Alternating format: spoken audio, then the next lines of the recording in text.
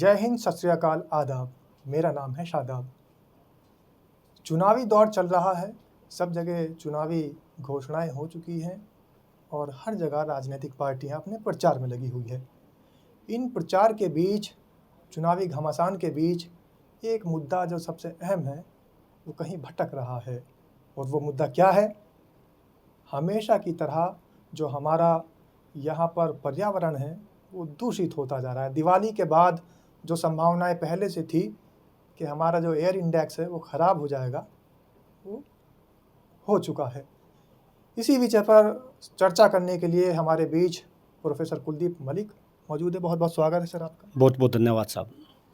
चुनाव पर तो सारे राजनेताओं की, नेताओं की, पॉलिटिकल पार्टी की, सबकी बयानबाजी आपको देखने को मिल रही होगी मलिक साहब जी। लेकिन एक और भारत के अंदर सबसे ख़राब हवा दिल्ली की बताई जा रही है, जो देश की राजधानी है, यानी जहर, सीधा सीधा कह लीजिए जहर। लोग आपको बरगद बाबा की संज्ञा देते हैं और बरगद का काम ऑक्सीजन देना है, तो क्या ऑक्सीजन बच पाएगी? जी देखिए साहब, बहुत ही अहम मुद्दा, और ख़ास तौर से चूँकि आप राजनीति की बात कर रहे हैं और आपने कहा भाई चुनावी माहौल भी चल रहा, यूपी के अंदर भी उपचुनाव हो रहे, इसके बाद महाराष्ट्र में और झारखंड में भी चुनाव हो रहे। लेकिन चुनावों में जो असली मुद्दा है जिसका आप जिक्र कर रहे हैं, आप पर्यावरण का जिक्र कर रहे हैं, भाई वो मुद्दा तो बिल्कुल गायब है। और मैं आपको एक बात बताऊं कि जिस तरीके से देश का पर्यावरण ख़राब होता जा रहा, और पर्यावरण का संबंध कहीं ना कहीं लोगों के स्वास्थ्य से है।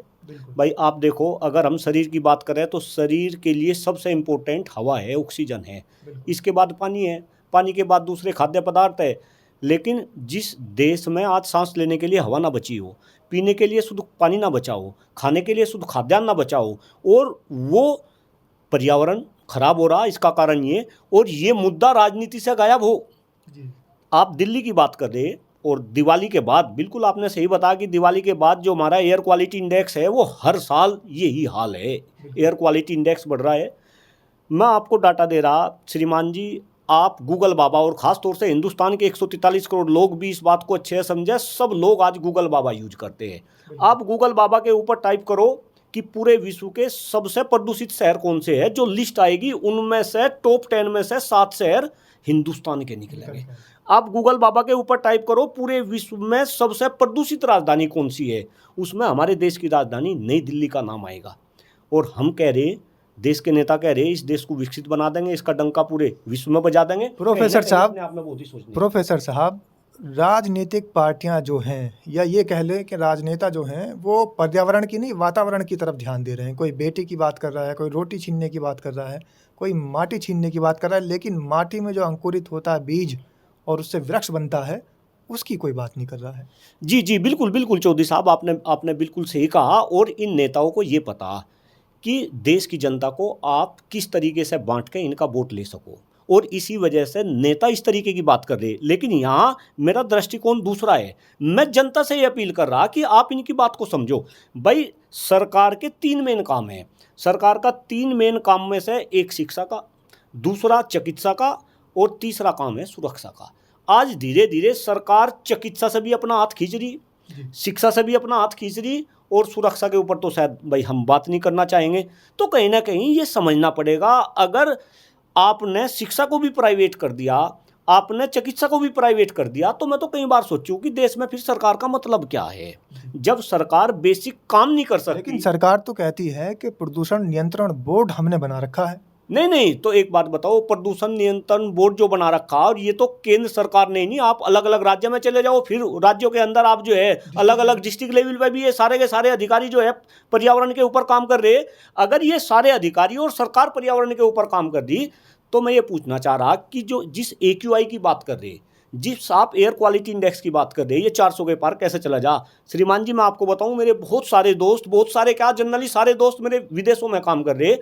आप अमेरिका की बात करो, कनाडा की बात करो, आप जापान की बात करो, अगर एयर क्वालिटी इंडेक्स 50 से ऊपर कहीं चला जाए, मैं कनाडा की बात कर रहा, कनाडा के अंदर अगर 50 से ऊपर एयर क्वालिटी इंडेक्स चला जाए तो कनाडा में हाहाकार मच जा, वहाँ अलार्मिंग सिचुएशन हो जा, इमरजेंसी लग जा, लोग घरों के अंदर कैद हो जाते हैं। और हिंदुस्तान में 400 के पार चले जा और कोई बात नहीं करता। ये तो मैं धन्यवाद दे रहा, आप जैसे युवा और गंभीर पत्रकार आज मेरे से बात कर रहे, और भाई आप तो मुझे बरगद बाबा के रूप में जो है लोगों के सामने प्रस्तुत कर रहे, लेकिन इस बरगद बाबा को कौन जान रहा कि भाई ये बरगद बाबा काम क्या कर रहा। प्रोफेसर साहब, आपको हमेशा देखा गया है कि आप पेड़ लगाते घूम रहे हैं, जगह जगह जा रहे हैं, ग्रामीण क्षेत्रों में जा रहे हैं, और ग्रामीण क्षेत्रों में, स्कूलों में, शिक्षण संस्थानों में, शैक्षणिक और संस्थानों में भी आप पेड़ लगाने का कार्य कर रहे हैं। तो शहर के मुकाबले क्या लगता है आपको कि गांव के भी जो AQI है, एयर क्वालिटी इंडेक्स है, वो गिर रहे हैं?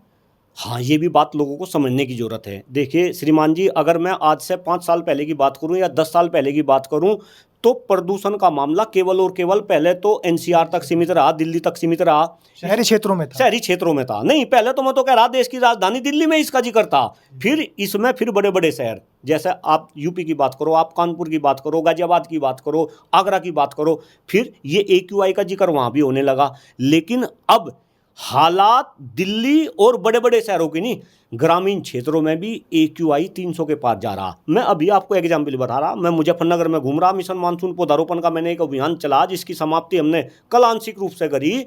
मैं जिस दिन मीरापुर के अंदर था, मुजफ्फरनगर पूरे देश में सबसे प्रदूषित शहर सच, था। एक बात सच बताएं प्रोफेसर साहब, आप जब जाते हैं क्षेत्र में, घूमते हैं, चुनावी माहौल भी चल रहा है, वहाँ पर आपको चुनावी चर्चा करते तो लोग दिखते हैं, क्या कभी कुछ ऐसी चौपाल, ऐसे कुछ लोग मिले जो कि पर्यावरण की चिंता लिए बैठे हों?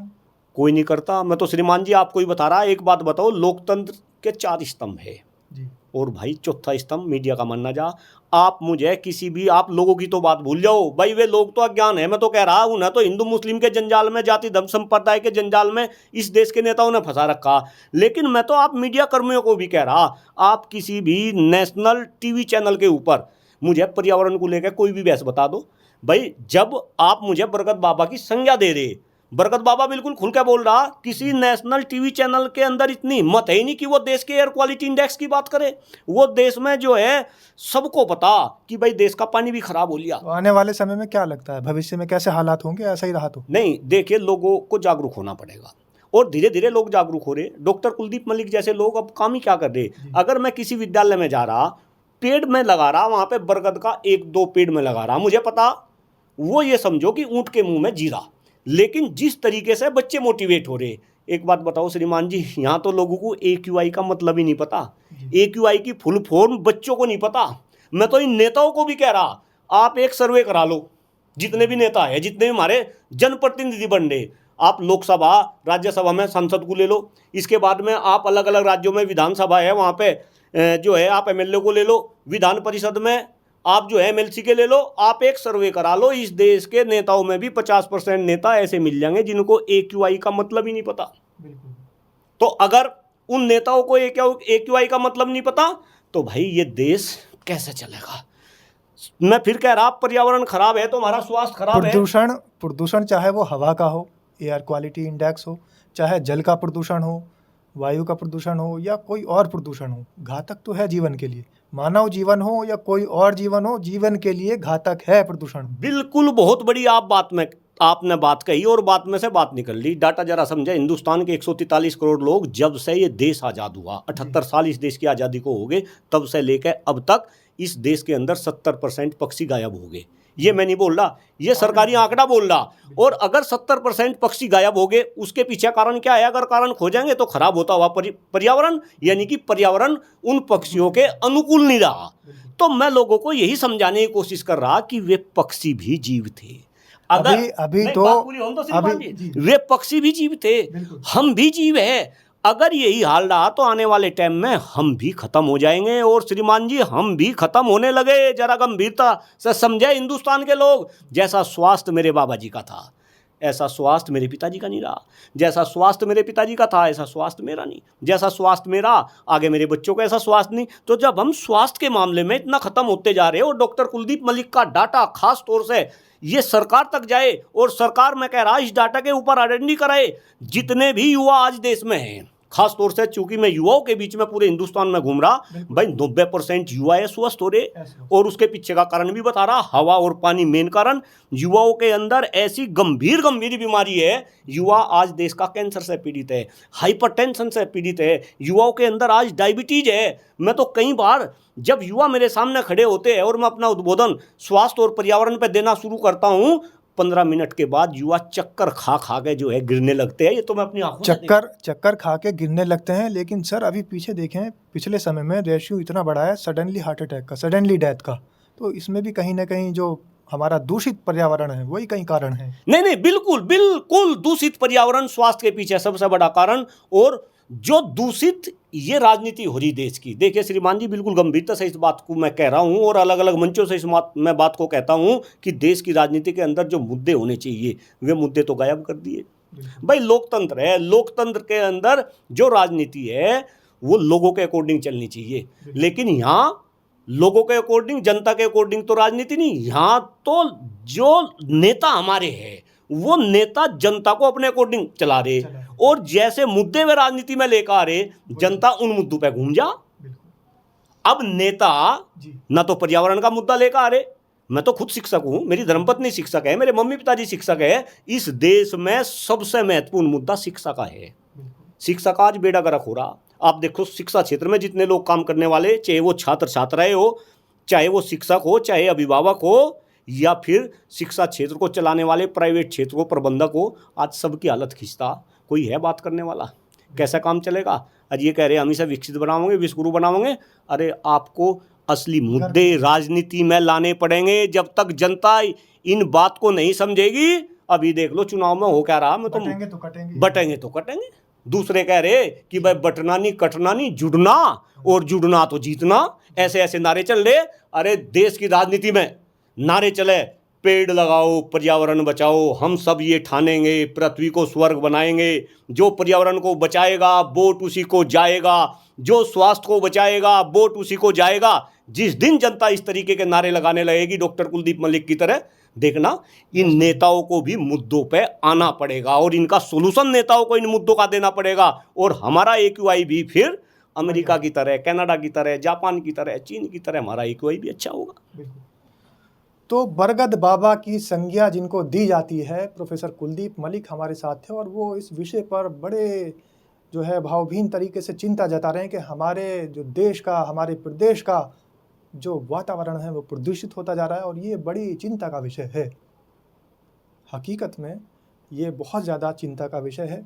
अगर हमारा पर्यावरण ऐसे ही प्रदूषित होता रहा तो वो दिन दूर नहीं, पक्षियों की तरह मानव जाति भी इस देश से गायब होनी शुरू हो जाएगी। नमस्कार।